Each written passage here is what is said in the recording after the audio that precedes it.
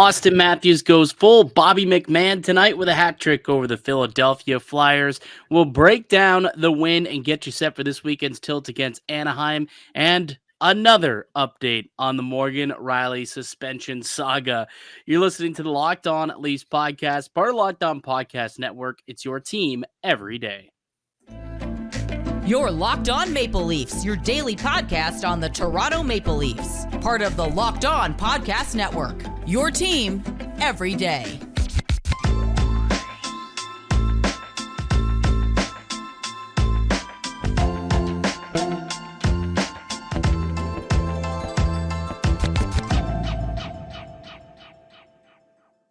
Hello and welcome into the Locked On Leafs podcast, a daily Maple Leafs-centric podcast hosted by myself, Mike DiStefano, and my co-host, Dave Morassutti.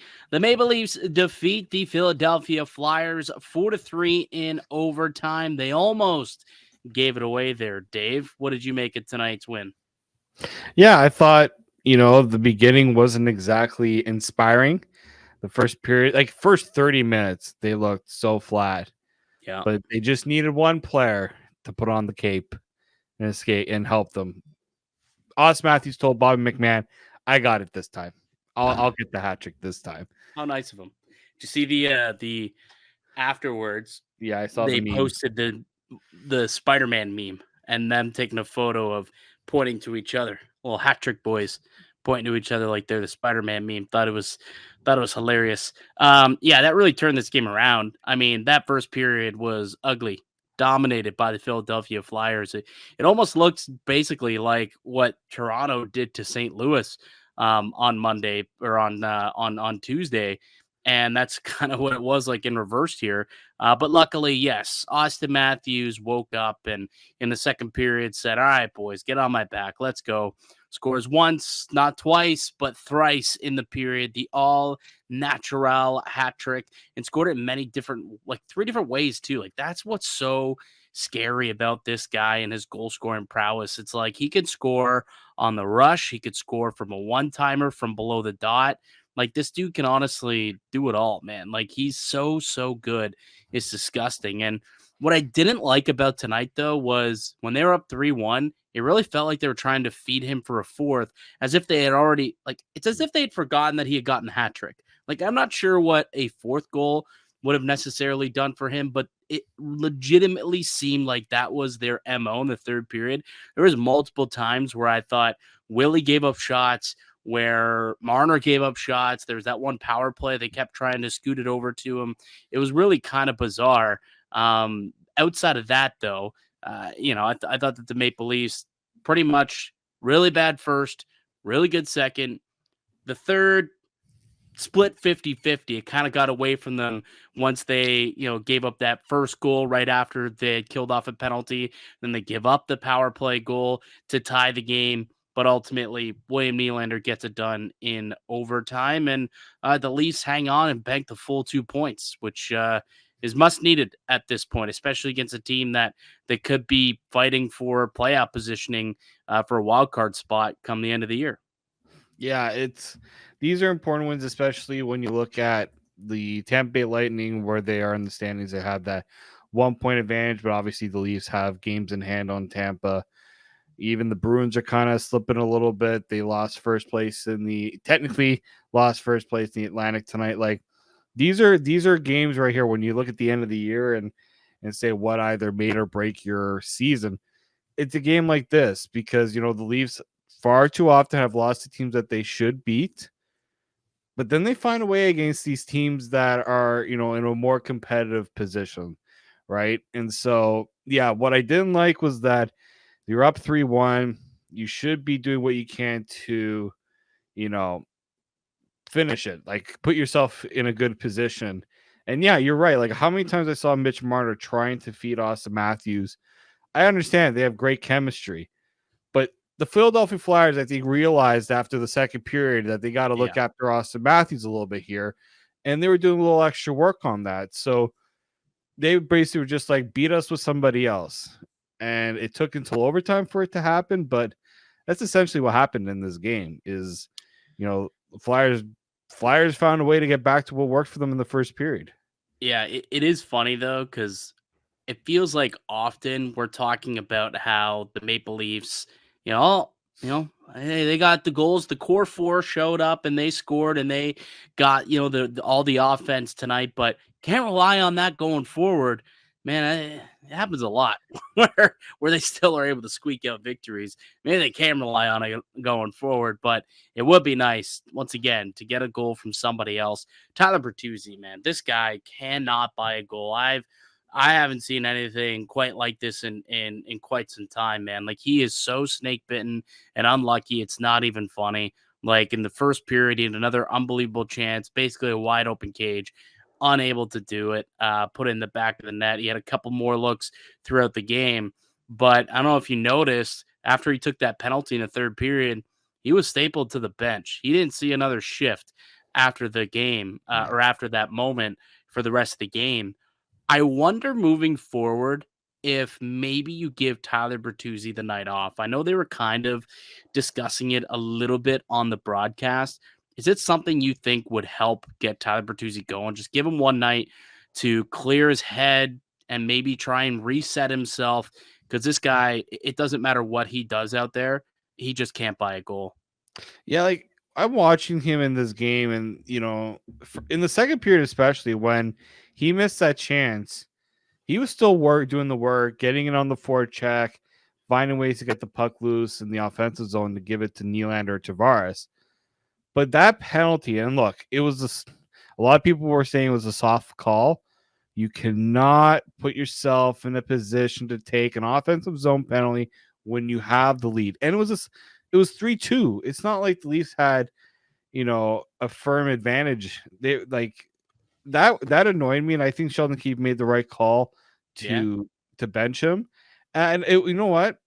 And when a guy is struggling like this, scratching for a game might send a little bit of a message, right? I know he's been putting in extra work with the skills guys and things like that, but it feels like with the way that things are going, it's weighing on him so much that he's trying to do too much as well, right? It's like when you're a little nervous, you're a little anxious because things haven't been going right, and you might be overdoing it, right?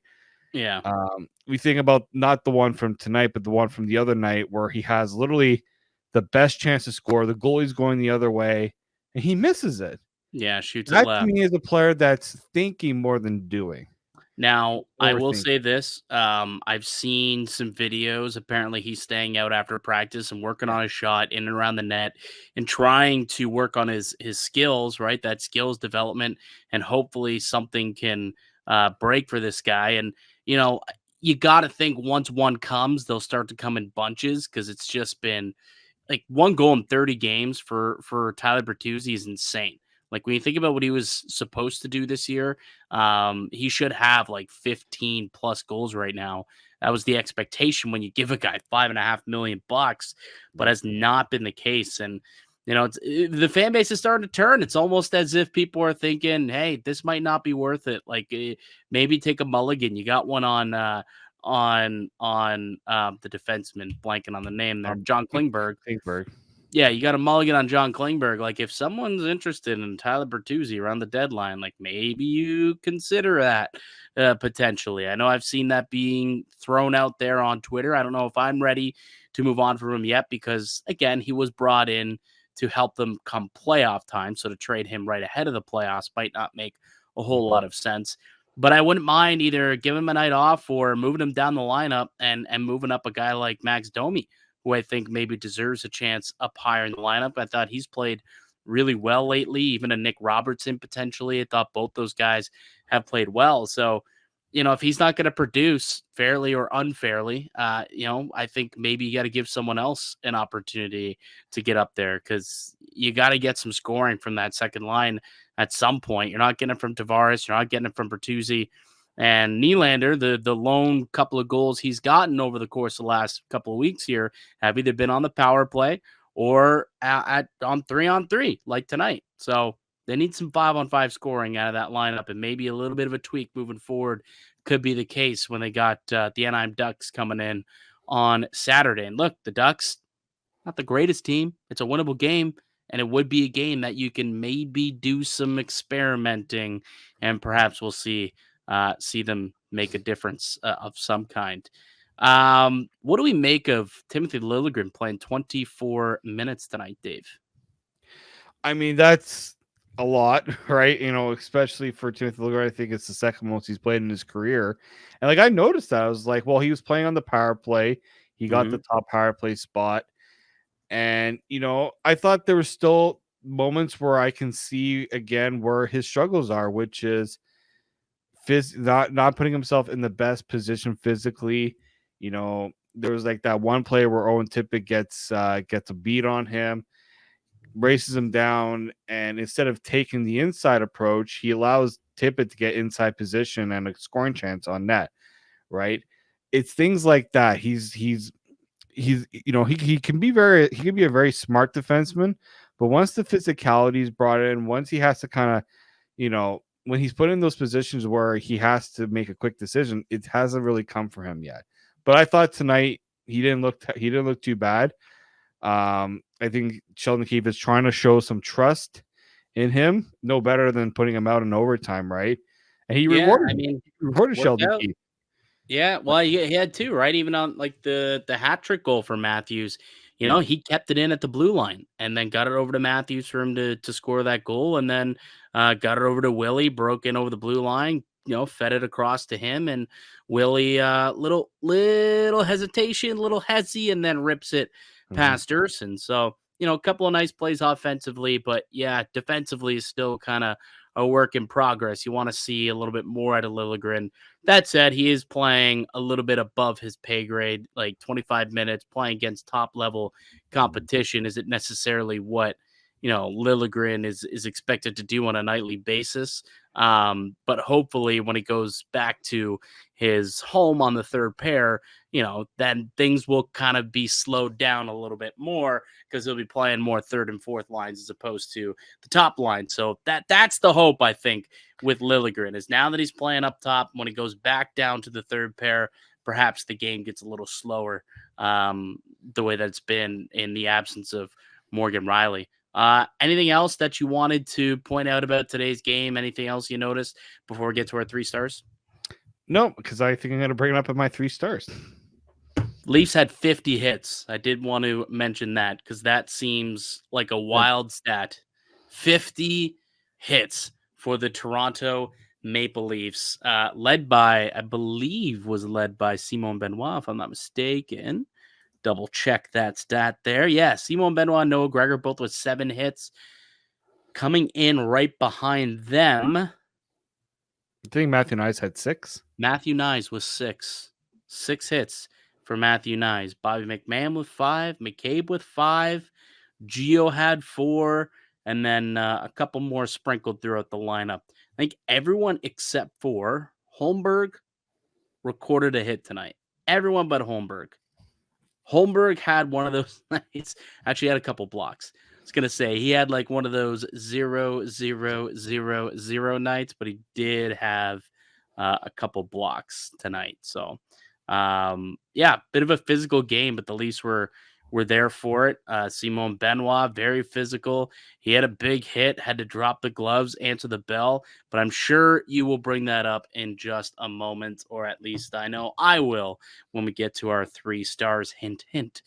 You're listening to the Locked On Leafs podcast, part of the Locked On Podcast Network. It's your team every day. Today's episode is brought to you by eBay Motors. Passion, drive, and patience. What brings home the winning trophy is also what keeps your ride or die alive.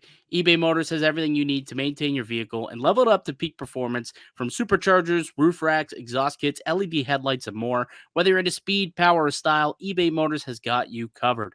With over 122 million parts for your number one ride or die, you'll always find exactly what you're looking for. And with eBay Guaranteed Fit, your part is guaranteed to fit your ride every time or your money back. Because with eBay Motors, you're burning rubber, not cash. With all the parts you need at the prices you want, it's easy to turn your car into the MVP and bring home that win. Keep your ride or die alive at ebaymotors.com. Eligible items only. Exclusions apply. eBay Guaranteed Fit only available to U.S. customers. Welcome back into the Locked On Leafs podcast. Mike DiStefano and Dave Morassutti with you. We're a daily Maple Leaf-centric podcast. We've got new episodes coming out each and every weekday, Monday through Friday. If you're an everydayer, we thank you so much for messing with us each and every weekday and helping us keep you up to date with what's going on with the Toronto Maple Leafs. If you're new to the show or you're just stumbling upon us, hopefully you enjoyed the conversation so far. Thanks for giving us a shot. And if you do, we ask that you would subscribe, whether it's via YouTube or wherever you get your audio podcasts from as well. We do this after every single victory. We go through our 3 stars of the game. Dave, kick things off with your 3rd star tonight. Well, we were talking about him going into the breaks, Mr. Simon Benoit. Aha, oui. He's, I was bullish on him to start the year. Yes, the Frenchman has really...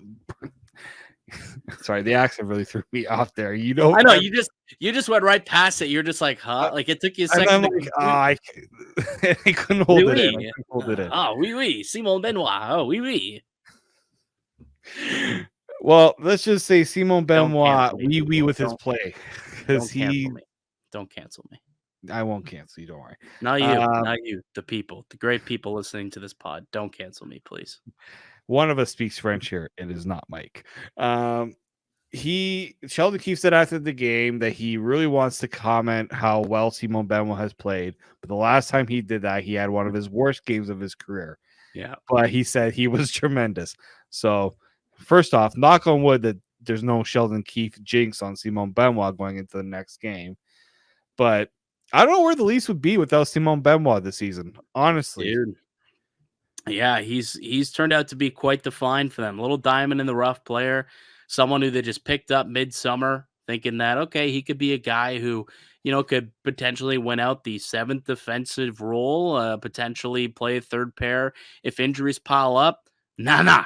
This guy's come in and he's turned out to be like a legitimate top 4 defenseman for this team.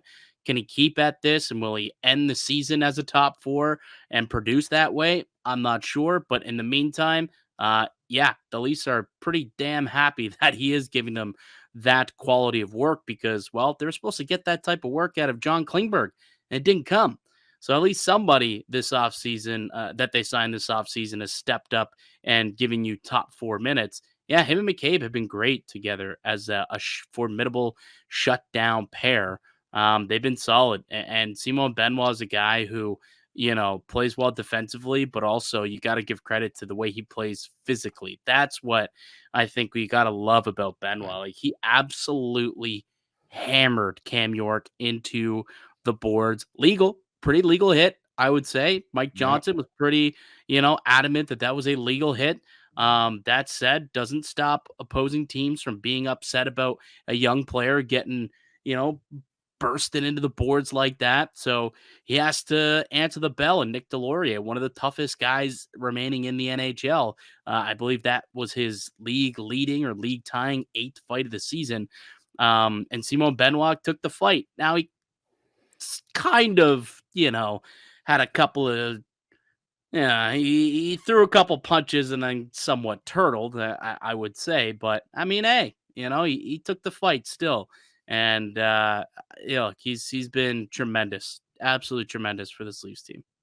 Yeah, I mean, when the fight started, he still had Cam York underneath him when the fight was starting. It's like not a great position to be trying to fight. You don't have your footing really there. Yeah. Well, luckily, I think, or smartly, I should say, they both realized that York was still under them, and they awkwardly decided, let's move. And then start engaging. It was almost like doing the tango. Let's go. Yeah, which honestly I respect, because so many times a guy is injured and then just a brawl breaks out in front of him. Whether players mean to do it or not, it just kind of happens. To have the awareness for both of them to just okay, let's move this thing away from Cam York, who very clearly is injured right now, was pretty smart on both of their parts. So kudos to both Benoit and Delorier on that one. But yeah, overall, Simon Benoit's been solid, man. He has been a solid piece of the puzzle here for the Maple Leafs. Absolutely. He was my 3rd star as well. So that's why I had, a bunch to say about him. Who's your 2nd star? Ilya Samsonov. Okay. Please Like, go on. that first period, the first 30 minutes, the Leafs had no rhyme or reason to be in that game. It was 1-0. He's swimming, he's doing whatever he can to keep the puck out of the net. The Leafs were also taking a lot of penalties in this game, so he was facing. It was not an easy night for Samsonov. Let's just say, even the goals that they scored, he didn't get much help. He didn't get much help from his team. And, I don't think they win the game if he doesn't play like he did, especially in the first 30 minutes. Yeah, honestly, I think I agree with that. Samuel's pretty good. I'm looking at the heat map right now, and it's pretty dark out in front of the goal mouth here, which means that the Philadelphia Flyers got a lot of shots kind of in that trapezoid area in the slot and center ice position. So he had to make some pretty tough saves tonight for sure. And again, you don't like having to go into overtime, but he did make one more save than Urson did and got the victory. I gave mine to Mitch Marner. He was sick the other night and comes back, and the long stretch pass to Auston Matthews there on that first goal that he scored was just a chef's kiss. Just such a nice heads up pass to get the ball rolling here for Toronto, and then he ended up with another one on the second goal there on the power play with the nice pass. He kind of froze the defender in front and then just shifted it over to Matthews for the power play goal. So he ended the night with a couple, and then he actually assisted on the Nylander goal as well. So he ended up with 3 assists on the night, 3-point night for Mitch Marner coming, after not playing at all on Tuesday. I thought that he deserved second star, little love. Yeah, I think, Matthews clearly the chemistry is always there. It's always going to be there. And that assist on the first goal, that's where Mitch's, that's where he makes that money, right? Being able to make plays like that. And, I thought good effort for him. And, clearly these guys are probably still battling whatever illness that they're going through. I don't think it's, something that goes away instantaneously, especially if it forces you to miss a game. And Auston Matthews, I'm sure, would say that he doesn't get that hat trick if it wasn't for Mitch Marner or the guy, players around him, because they fed him all 3 goals, right? Yeah. Or they tried to feed him a little too much afterwards. Yeah, he was full. He was hungry. He had a full meal, and they still kept trying to shove, the mushy peas down his throat, and it almost resulted in some vomiting all over themselves by the Maple Leafs. But luckily, they were able to get it done in overtime. First star of the game, I would imagine, Big Papi. Unbelievable that we still are amazed. People are still amazed sometimes to see how this guy performs like this. Flip of a switch, the guy scores a hat trick in just under 8 minutes in the second period. Oh, natural, the natural hat trick. If it hasn't been made clear, I don't think I have ever seen a better goal scorer in my time watching hockey. I've watched Alex Ovechkin for years. I personally think Auston Matthews is a better pure goal scorer because he can do it in so many ways. Yeah. He's more dynamic. He's definitely more dynamic. I think he is. And the stats prove it too, right? They always talk about goals per game, the rate of scoring, especially at 5-on-5, since, he's entered the league, and he's far and away the best goal scorer at 5-on-5, which is really hard to do because, Ovechkin, I don't have the stats in front of me. This guy lived and breathed on that spot on the power play. How many goals he scored from there? Auston Matthews is doing it at 5-on-5. And guess what? Now he's doing what Ovechkin's doing on the power play. Yeah. Imagine if he was doing that earlier in his career. How many more goals this guy would have had? Yeah, he's cooking, dude. The guy's cooking. Back on a 70 goal pace. Yeah, 71 goal pace is what he's currently on for. 71 and change. You can round up to 72 if you'd like, if that makes you sleep better at night. But 71 goal pace. And dude, like I wasn't far off. Like we were sitting around game 25, and I'm like, hey man, like you think this guy could do 50 and 50? He got 45 goals in 51 games. Like that's pretty close, man. That's pretty dang close.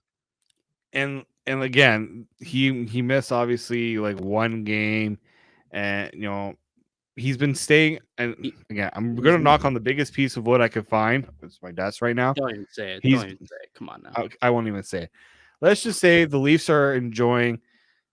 And a lot of Leafs are Watching talking him about on a nightly basis. They're Yes. enjoying watching him on a nightly basis, Yes. and we want to keep it that way. we do. And look, we've seen great players play with the Leafs throughout the years. Matt Sundin. You can put Gilmore, you can put Clark, you can put Sittler. Those guys. What's the one thing everyone always said that you always wish they did was win. And for me, seeing how he has played this year, this is a version of Auston Matthews I think can help the team get to that stage. Right? He's starting to do those things that McDavid and Draisaitl have been doing for the Oilers the last few years, which is they're not playing well. Get Auston Matthews on the ice. He can change the script with one goal. I want to continue this conversation on the other side. I do want to continue it. I want to push back on it for just a second before we tee up this weekend's game against the Anaheim Ducks. We'll do that next here on the Locked On Leafs podcast. Our sponsor today is Camino Consulting. How would you like to get to know someone better in an hour than you would in a year? Understanding one another better prevents small misunderstandings from being big, ongoing fights. After providing more than 20 years of service to small and mid-sized businesses, helping management groups navigate conflict, and onboarding new employees, Camino is offering a digital seminar for families and couples. Did your Valentine's gift of giving tickets to the game not go over very well or as well as you had hoped? Get the couples and family online seminar for 25% off for the month of February using the discount code Locked On. Again, that's the discount code Locked On for 25% off the rest of the month at www.caminoconsulting.ca, or mention Locked On when reaching out for a business seminar and receive the first 5 profiles free. Welcome back into the Locked On Leafs podcast, a daily Maple Leafs-centric podcast. Maple Leafs with a victory tonight. They defeated the Philadelphia Flyers by a score of 4-3 in overtime, powered by Auston Matthews, who had 3 goals in just under 8 minutes of play, the old natural hat trick. And Dave made a comment just before we took a break there, saying how he feels like, well, why don't you repeat yourself? Repeat what you said, and then I'll respond. Like, you see how the Leafs look like they had no business winning that game tonight. What does Auston Matthews do? He says, I'm going to step up, and I'm going to get my team back into it, right? Yes, did he have help from other people? Of course he did. We just talked about Mitch Marner setting him up for a few of those goals as well. But that's the type of play that you need from Auston Matthews in order to take that next step, right? To be a contender. We haven't seen that in the playoffs. I know that. But this year, it feels different for me watching Auston Matthews play. So my pushback would be, did you not watch Auston Matthews play 2 years ago? I did. So what's different? Like, he is an MVP. He won the Ted Lindsay and scored 60 goals. What's different this year that wasn't like that gives you more hope in his play than you did 2 years ago? Because for me, I still think what I saw 2 years ago was still probably almost, I mean, it's similar, but I think the defensive side of things, I liked what I saw better a couple of years ago than what I saw, tonight. That's fair. Here's my thing with Auston Matthews, and I'm still waiting. I agree to an extent where tonight he put the team on his back and he said, all right, boys, let's go. But the thing that's different about when McKinnon does it and when McDavid does it compared to what Matthews did tonight is typically those guys, it's like end-to-end rushes, right? Like they grab the puck behind their net and they go 200 feet down the ice and score. Matthews didn't necessarily do that. right? Like he put himself in good positions to unload on a wrister or unload on a clapper on a one-timer, but he didn't necessarily like grab the puck and say, "Get the hell out of my way, everybody else. I'm zipping past you and putting this piece of rubber in the back of the net." That wasn't necessarily like how I looked at it tonight. And that's when McDavid and when McKinnon, when they get into that mode, like into killer mode like that, that's what they do. Yeah, I mean, but that's their style. They're the speed guys. They're especially like McDavid. No player, I've never seen a player in the NHL do what he does at the speed he does. And that's what Yeah. makes him such a tough player to go up against because you can't match what he does at that speed. Yeah, McKinnon's just McKinnon's got McKinnon's a horse. Like yeah. once he gets going, Matthews can do that too. Like Matthews won't. We've seen it. Like we have seen that for them. Top level speed, but like when he gets the puck and he starts going, he leans into you and he's get off me. Like it's possible that he can also make power moves to the net. He can do that as well. For me, what I'm seeing from Auston Matthews is look, he's like I think a few years ago, I don't think that shot at the side of the net was as automatic as it is now. Okay. Right? Especially on the power play. That's something they didn't really have, that big shot. I think he's brought that element. But you just said it, like he's not doing it in the way that McKinnon and McDavid are doing it. I think he's doing it with less effort, which might not sound like a good thing, but to me, that's kind of where Auston Matthews has really excelled, is making it look so easy. He can do it in a flash, right? It doesn't take much for him to really change the game. True. Right? Very true. Yeah, like tonight, in an instant, boom, hat trick in 7 and change, and it's like, whoa, this game is different. You get it surprised me it took that long for the Flyers to decide let's get more attention on Auston Matthews, because the first one, Marner caught it at the perfect time. The Flyers it was a bad change on the Flyers, but the other two were like. They gave him too much time and space, and and he's a guy that doesn't take much for him to get that shot off. Yeah, right? I'll give him the benefit of the doubt on maybe the third goal because it looked like that was going out of play and potentially that would have been offside, but really good play by Liljegren to keep it in. And, they were kind of already starting to transition up ice, it felt like. But the second goal, the first power play goal he scored, I mean, again, that's becoming his kitchen, right? That's his zone in below the dot, right? Below the face-off circle, right at the bottom there. And if you know that to be the case, like your pre-scout would tell you, hey, this is where Matthews wants the puck. I mean, you gotta defend him there. Like, I'm looking at goalies trying to stop it, and they're just like I thought I was in decent position to stop it. Like that power play goal, I thought for a second there it went in off like the side of the net because I'm like, there's no way he scores at that angle. Like what's he did. Scary is like he can elevate the puck. Yeah. So like he's able to elevate that thing where even if you're in great positioning and you get across and you leave, I don't know, 3 inches above your shoulder, he can elevate it up there and just under the bar, and that's going to be a goal. Like he's done that multiple times this year as well, where the goalie's, been in a good spot, but Matthew shoots it in a better spot. And like he is the best goal scorer in the league. Don't get me wrong. And I think what he's doing this year is outstanding. Like if he ends up scoring 70 goals, like holy moly. I thought that Matthews maybe had a bit more of a better rounded game a couple of years ago. But hey, there's still 30 games to go. He could still have that switch kind of go off on him where he does get into, give me that. Like, I remember specifically there was one game against Minnesota, and I think he had a hat trick in that game as well. But he stripped the puck off of one of the Wild players who are trying to transition back up ice, and he completely strips the puck, goes back check, strips it, turns around and says, I'm going to go and score this puck. This is me. I'm taking it. Thank you very much. And I'm going to go down the ice and score. And he did. And I was like, holy smokes. Like that was the play where I said, that's the league MVP. That's the Lester B. Pearson or Ted Lindsay, now it's called, award winner right there. And I'm still waiting for that moment this year where it's like, holy, This guy wants it. This guy wants it.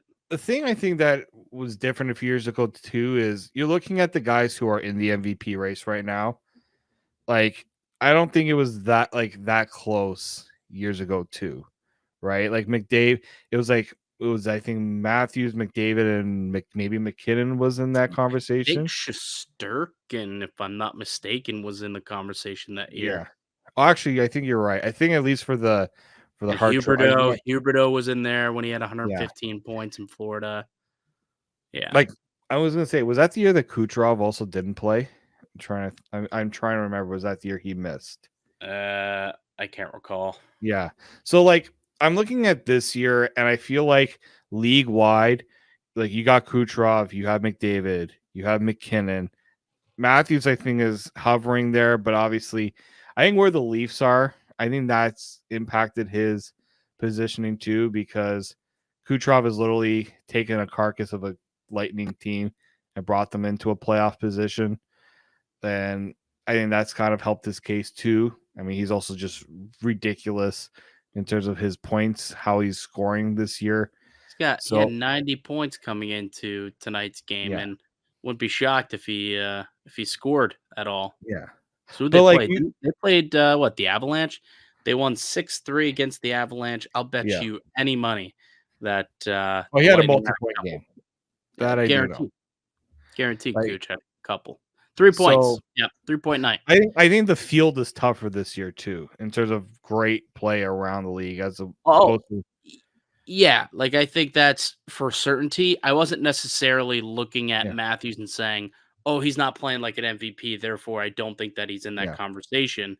I was just talking about like, you think it was better 2 years ago than. Well, I wasn't comparing him. Yeah, I wasn't comparing him to other players in an MVP race. I was comparing how he's playing this year to how he played that year.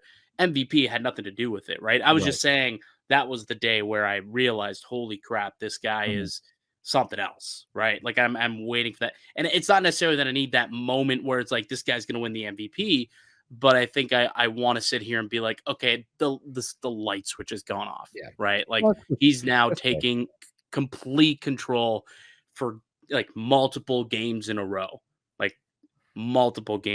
here, where I still see him coming and going a little bit.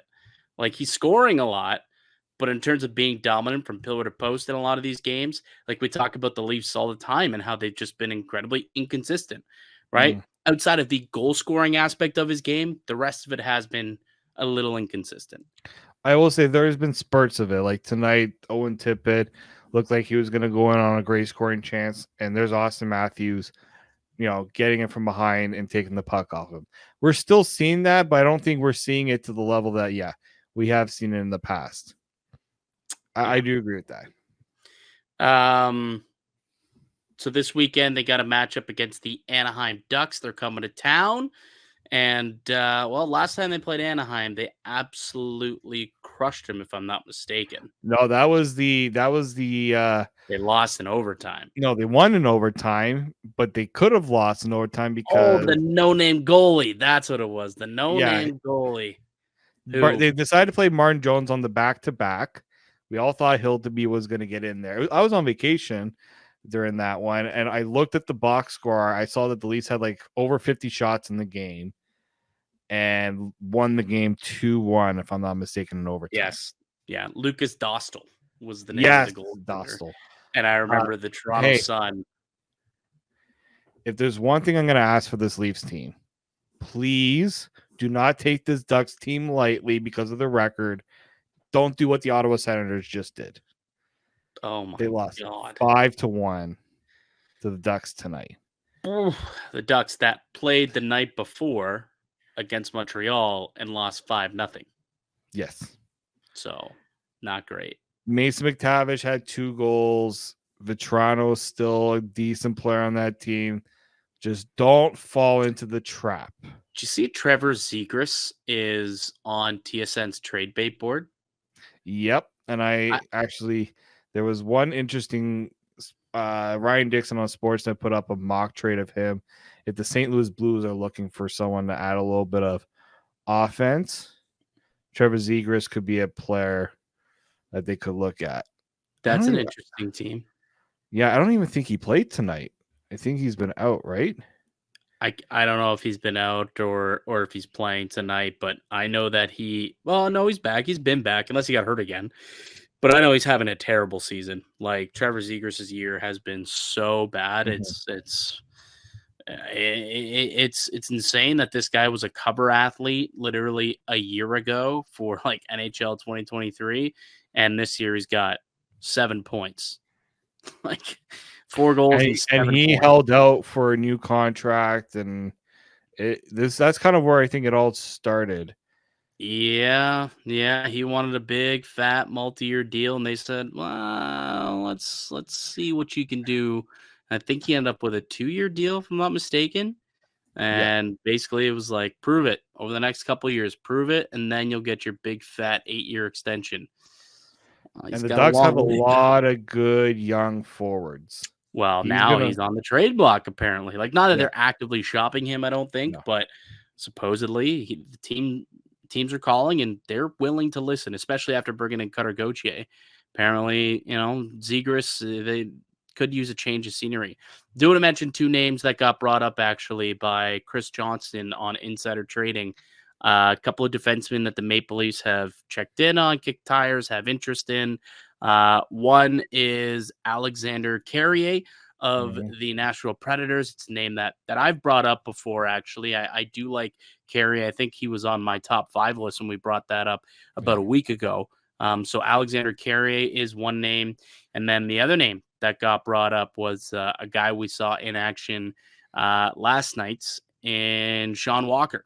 So apparently the Leafs kicking tires on both those players. We'll see what comes of it, if anything comes of it. I think Chris Tanev is still a target. I don't know if Hanifin. Do you think the Leafs would actually make a trade for Hanifin? I would. I don't know if he would be a great addition to this team. Like, I've watched Hanifin playing a lot more closely lately. And I just think you can, everyone's talking about adding both, but the Leafs haven't really pushed on Tanev because they don't think that they want to spend the assets. I feel like Hanifin would be nice if you could do you can bring him in and you could sign him, because they don't have many defensemen like him, right? I just think he'd be such a game changer for this blue line. But I just think other teams, unfortunately, are going to offer up way more than what the Leafs can offer, and the Flames aren't going to do the Leafs any favors, especially if other teams are going to bring up a pretty significant offer. Also, the Flames are losing like 6-2 to the Sharks as we're recording this. So Craig Conroy might be in more of a mood. Craig Conroy might be in a little bit in a mood, and say, "You guys going to play like this? I'm going to trade you guys out of here." Markstrom was number 1 on TSN's trade bait board. Hanifin was number 3, and I believe Tanev was number 2. So the top 3 spots on TSN's board was occupied by 3 Calgary Flames players. And we'll see, man. We'll see what ends up happening with that team and with a bunch of other teams around the league. I think next week we should start getting real heavy into some NHL trade deadline speculation, maybe put together a couple of mock trades. If that interests you guys, let us know if you'd be interested. Maybe you could send us some mock trades and we could grade them, perhaps. That's always a fun segment idea that we can kind of sprinkle in throughout the next couple of weeks leading up to the deadline. But that'll do it for us here today on the podcast. I'd like to thank you all for listening and supporting the show. You can subscribe to the Locked On Leafs podcast on all platforms and receive daily Leafs content. Follow myself on X at Mickey_Canuck. Follow Dave at D_Morassutti, and follow the show as well at Locked On Leafs. We'll be back with another episode for you guys on Monday. Until then, keep it locked right here on Locked On Leafs.